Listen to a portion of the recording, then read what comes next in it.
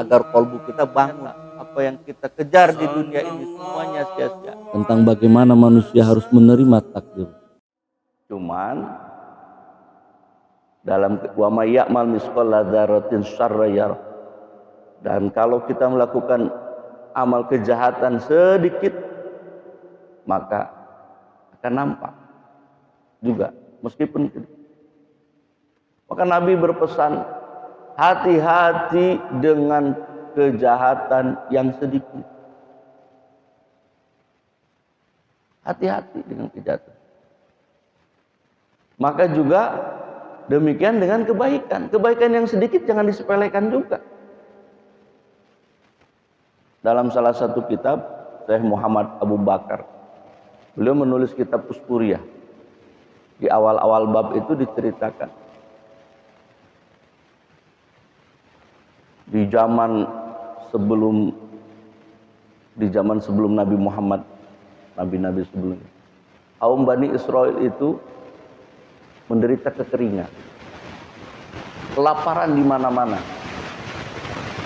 Musibah kekeringan itu sudah sangat lama panjang, masyarakat susah makan. Tiba-tiba ada seorang pemuda yang juga lapar dia, tapi dia lihat di situ padang pasir yang gersang, bukit-bukit pasir. Lalu terbersit dalam hatinya, seandainya bukit-bukit pasir ini adalah tepung gandum, maka akan aku bagikan tepung gandum ini kepada seluruh mereka yang kelaparan. Niat saja dalam kalbunya, nengok bukit-bukit pasir itu. Seandainya dia jadi tepung, kan aku beri makan semua orang yang miskin, yang kelaparan. Maka Allah Subhanahu wa Ta'ala memerintahkan kepada Nabi di zaman itu, sampaikan kepada pemuda itu bahwa engkau dicatatkan pahala oleh Allah Subhanahu wa Ta'ala sebagaimana bisikan hatimu.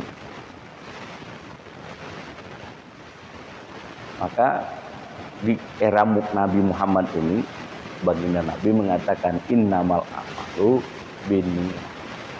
Amal itu tergantung niatnya. Meskipun amal kita kelihatannya baik, tapi kalau niatnya jelek, dicatat jelek. Sekarang kita geser ini. Amal perbuatan yang baik pun kalau niatnya jelek, apa? Balik kepada niat itu. Kelak nanti di yaumil akhir, begitu ibadah-ibadah kita yang kita kerjakan seolah-olah akan mendapatkan pahala dari sisi Allah. Oleh Allah diperiksa, Pak. Kalau sholatnya kita hanya untuk ketenaran kita, sholat kita supaya kita dipilih orang, supaya kita selesai. Kata Allah, periksa, ternyata ibadahnya itu hanya untuk supaya dia disebut orang soleh. Kata Allah, ibadahmu ini harus kamu ambil pahalanya kepada apa yang engkau maksudkan tadi. Tidak Allah yang akan ngasih itu, pahala itu. Disuruh diminta kepada siapa yang dia inginkan. Ketika dia ingin dipuji sebagai orang soleh karena ibadahnya, maka oleh Allah kelak di yaumil akhir disuruh, mintalah pahalanya kepada apa yang engkau maksudkan. Nah, oleh karena itu penting mengurusi jiwa ini. Sebagaimana yang pernah saya sampaikan, la tubtilu shadaqatin bil manni wal adha.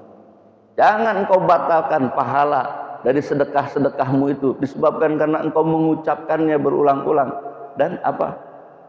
Wal adha, menyebut-nyebutnya dan menyakiti perasaan si penerima. Nggak akan ada pahalanya itu. Apa Ustaz, saya kan nggak nyari pahala. Terus oleh karena itu saya nggak beramal. Iya, lebih parah lagi ya.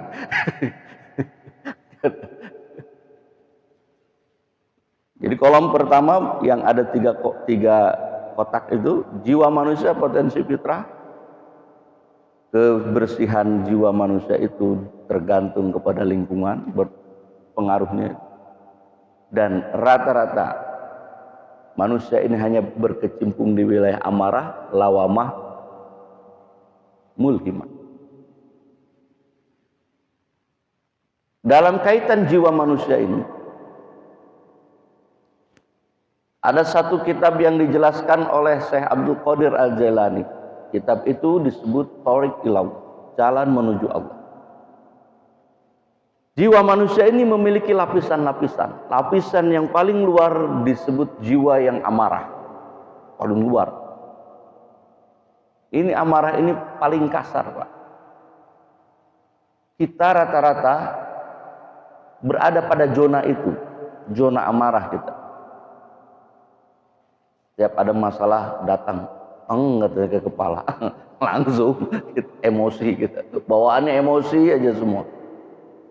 Oleh istri dibangunkan subuh-subuh, Papa bangun Pak sholat subuh. Bangun, masih ngantuk ini.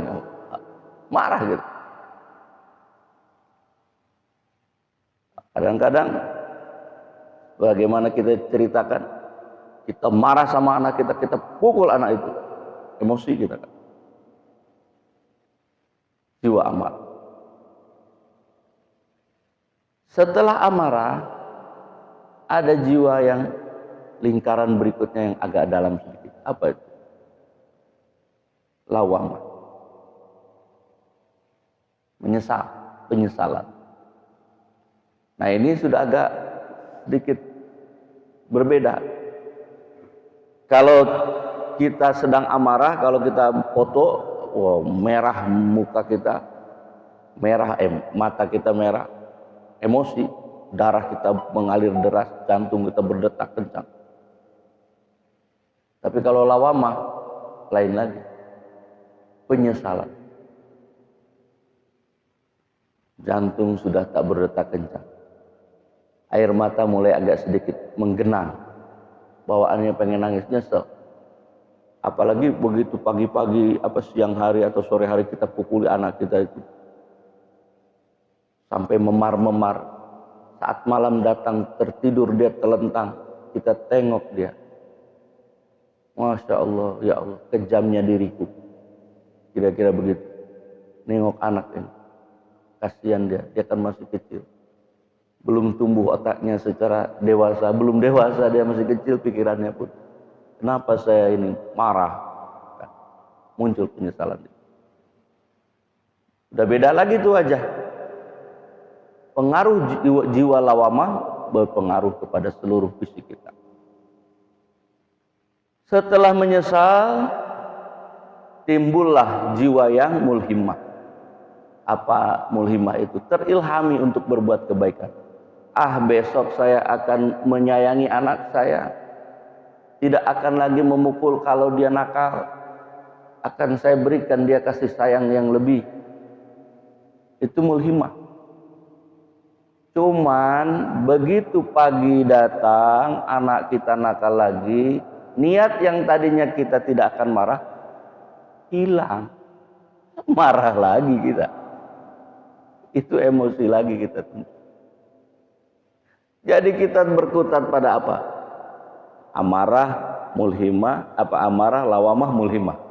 Dari mulhimah, amarah lagi, balik lagi gitu. Ini persis seperti kita kalau ngobrol, aduh nyesel, semalam begadang, sehingga sholat subuh terlewat. Semalam begadang minum kopi kebanyakan, nyesel saya, subuh terlewat. Besok malamnya minum kopi lagi, begadang lagi. Nah, gitu. Atau persis seperti makan dengan sambal itu. Wah, pedas. Gak bakal lagi nih makan, pedas sekali nih makanan nih. Besoknya makan lagi yang pedas. Bolak-balik begitu. Mau sampai kapan begitu? Sebab menurut saya Abdul Qadir Al-Jailani, setelah mulhimah ada satu tingkat yang sebenarnya itu yang perlu kita gapai. Apa itu? Nafsul mutmainnah, jiwa yang tenang. Nah, jiwa yang mutmainnah ini adalah jiwa yang harus kita capai. Karena ketika kita memiliki jiwa yang mutmainnah, maka seluruh masalah akan reda, akan bisa diatasi. Datang musibah dan bencana, kalau datang